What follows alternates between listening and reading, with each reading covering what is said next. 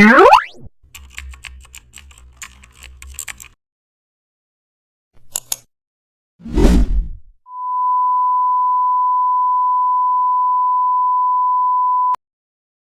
back to the channel. Don't forget to like, share and subscribe for more updates. Today we will shape a complex object step by step using the direct selection tool. Start by selecting the object you want to adjust.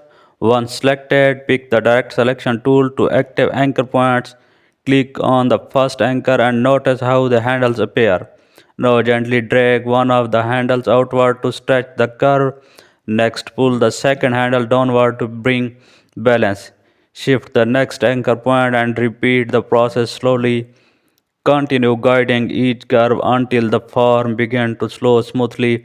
Now zoom in for closer refinement along the edges. Drag the side points slightly inward to sharpen the anchor. Adjust the top anchors for a softer